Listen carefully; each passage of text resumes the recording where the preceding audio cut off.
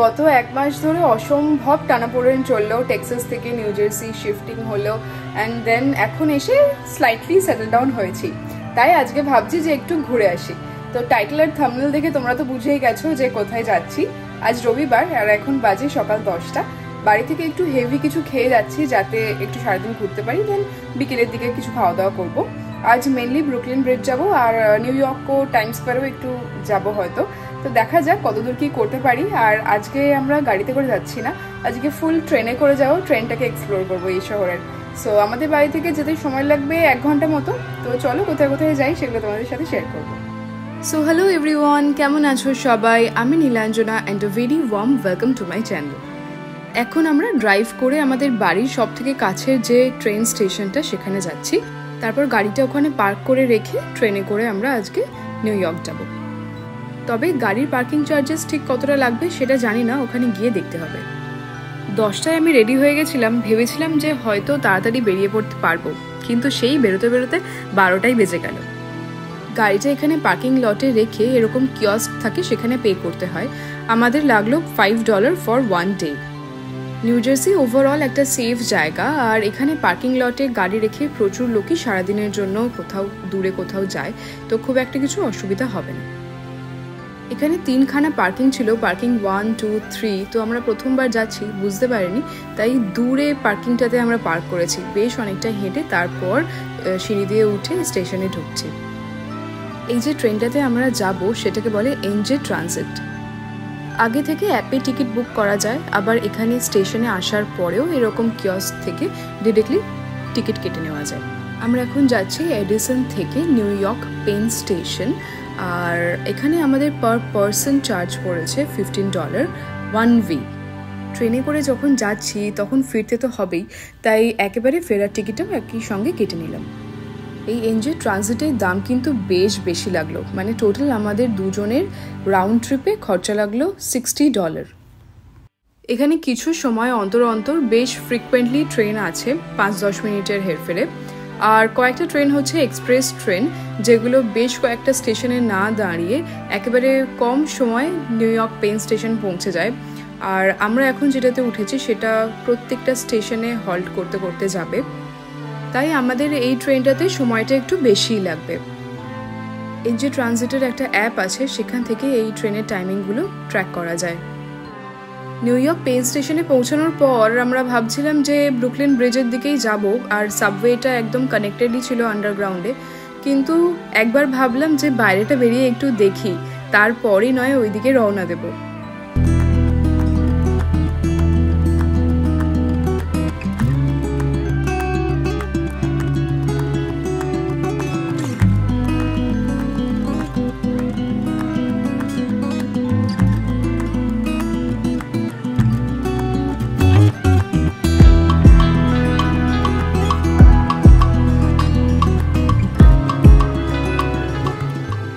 Pen station থেকে বাইরে বেরিয়ে এম্পায়ার স্টেট বিল্ডিংয়ের দর্শন হয়ে গেল, আর তারপর এই রাস্তাটা দেখে মনে হচ্ছিল এ তো সেই কিংকং মুভিটার সিন। যাই হোক, এখন তো যাব ব্রুকলিন ব্রিজ, তাই নিচে নেমে এসে এবার সাবওয়েতে করে যাব, মানে ওটা হচ্ছে মেট্রো স্টেশন আর কি। এখানে মেট্রো কার্ড আলাদা করে করা যায়, সেখানে মিনিমাম $25 ভরতে লাগে। আবার অমনি পে বলে একটা অপশন আছে, যেটাতে ক্রেডিট কার্ড দিয়েও পে করা যায়। নিউ ইয়র্কের মেট্রো তো অনেকটাই কলকাতারই মতো, কিন্তু যেটা আলাদা সেটা হচ্ছে মেট্রো স্টেশন। আমাদের মেট্রো স্টেশন অনেক বড় খোলামেলা, আর এখানকার মেট্রো স্টেশন বেশ ছোট ছোট। কারণ হচ্ছে এখানে প্রচুর জালের মতো মেট্রো ছড়িয়ে রেখেছে পুরো নিউ ইয়র্ক শহরের মধ্যে, তাই অত স্পেশিয়াস নয়। এখানে দুটো সাবওয়ে স্টেশন থেকে ব্রুকলিন ব্রিজটা একই ডিস্টেন্স পড়ে মোটামুটি, একটা হচ্ছে ফুলটন আর একটা হচ্ছে হাই স্ট্রিট। আমরা হাই স্ট্রিটে নেবে 2-3 মিনিট হেঁটেই পৌঁছে গেছি ব্রুকলিন ব্রিজের কাছে। এতদিন ইউএসএতে আমরা এসেছি, কিন্তু প্রপার শহর থেকে আমরা বেশ খানিকটা দূরে থাকি, তাই আমাদের থাকার জায়গাগুলো একটু আলাদা। আর এতদিন পর একটা শহর দেখে এত যে ভালো লাগতে পারে সেটা আজ প্রথম ওই নিউ ইয়র্ক পেন স্টেশনে নেমে বুঝলাম, আর তারপর তো এখানে এসেও বেশ ভালো লাগছে। আর তারপর তো কাল হো না হো মুভিটা দেখার পর থেকে এই জায়গাটাতে আসার অ্যাসপিরেশন ছিলই, আর ফাইনালি সামনে থেকে এই জায়গাটা দেখে আলাদাই একটা ফিল হচ্ছে, সেটা হয়তো ভাষায় প্রকাশ করা যাবে না।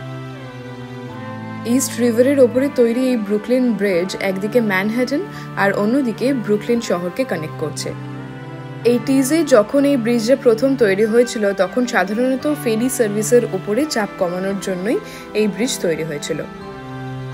আর তারপর তো এটা একটা ইজি ট্রান্সপোর্টেশন দেওয়ার পাশাপাশি একটা দর্শনীয় স্থানেও পরিণত হয়েছে। এই ব্রিজের একটা বেশ ভালো দিক হলো যে এই ব্রিজটা দুটো লেয়ারে, তার জন্য গাড়ি নিচ দিয়ে যায় আর এত হুদো মানুষ প্রতিনিয়ত এই ব্রিজের ওপর দিয়ে অবাধে হেঁটে যেতে পারে, কোনোই অসুবিধা হয় না। এই ব্রিজের উপরে দাঁড়ালে যেমনি একদিকে স্ট্যাচু অফ লিবার্টি দেখা যায়, যদিও অনেকটা দূরে তাও, আর সামনে পুরো ম্যানহাটনের স্কাইলাইনটা দেখা যায়। সেই সব থেকে উঁচু বিল্ডিংটা হচ্ছে one world trade centre. New ইয়র্কে এক ধরনের হেলিকপ্টার ট্যুর করা যায় যেটা থেকে পুরো এই নিউ ইয়র্ক শহরটাকে ওপর থেকে দেখা যায় আর কি। তো ওপর থেকে এই শহরটা দেখতে কি সুন্দরই না লাগবে। এখানে এই ব্রিজের ওপর দিয়ে হাঁটতে হাঁটতে দেখছি বারবার এই হেলিকপ্টারগুলো ওপর থেকে যাতায়াত করছে। আমরা এই ব্রিজটা মোটামুটি 2 বার এদিক থেকে ওদিক করলাম, বেশ ভালোই লাগলো এখানে এসে। তো সারাদিন হাঁটাহাঁটি করে বেশ ক্লান্ত হয়ে গেছি, এবার ভাবছি যে কিছু খাওয়া যাক। নিউ ইয়র্ক থেকে ব্রুকলিন সব জায়গাতেই এই স্টলগুলো খুবই ফেমাস, তাই ওখান থেকে আমরা চিকেন অ্যান্ড রাইস আর একটা চিকেন উইথ ফ্রেঞ্চ ফ্রাইজ নিয়েছি। আমরা এখন এই ব্রুকলিন ব্রিজের পাশেই, মানে ব্রুকলিন ব্রিজ থেকে দেখা যায় নিচে একটা পার্ক, তো ওখানে এসেছি। এখানে এসে অনেকগুলো বসার জায়গা আছে, তো ওখানে বসে এই দুপুরের লাঞ্চটা সেরে নিই। আর তারপর আবার এই দিক ওদিক একটু ঘুরে ঘাড়ে দেন বাড়ি যেতে তো এখন অনেকটাই দেরি আছে। ওইদিকে যেমন ব্রুকলিন ব্রিজটা দেখলে তেমনি ব্রুকলিন ব্রিজের প্যারালালি না এরকম অনেকগুলো ব্রিজ এই ইস্ট রিভারের ওপরে রয়েছে। তাই এই পার্কটা থেকে বসে বসে এই ব্রিজগুলোকে দেখছিলাম আর সামনে ফেরি সার্ভিস চলছে, তো সেগুলো দেখছিলাম। সারাদিন হাঁটতে হাঁটতে কোথা থেকে যে সময় চলে গেল বুঝতেই পারলাম না। এখন দেখো 4:30 বাজে বিকেল, তাই ভাবছি যে এখন যখন সাবওয়ে করে পেন স্টেশন পৌঁছাতেই হবে তো একবার টাইম স্কোয়ার থেকে ঘুরেই যাই। টাইম স্কোয়ার এমনই একটা জায়গা যে এখানে যত রাত হবে তত দেখতে ভালো লাগে। তবে এখানে দিন রাত বলে কিছু নেই, টাইম স্কোয়ার সবসময় জেগে আছে। আর এখানে সবসময় এরকম বিভিন্ন রকমের স্ট্রিট অ্যাক্টিভিটি চলতেই থাকে।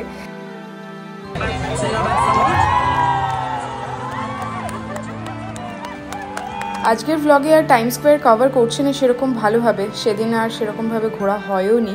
তো পরে হয়তো কোনো একটা ভ্লগে আরও ভালো করে নিউ ইয়র্ক ঘুরে দেখাবো।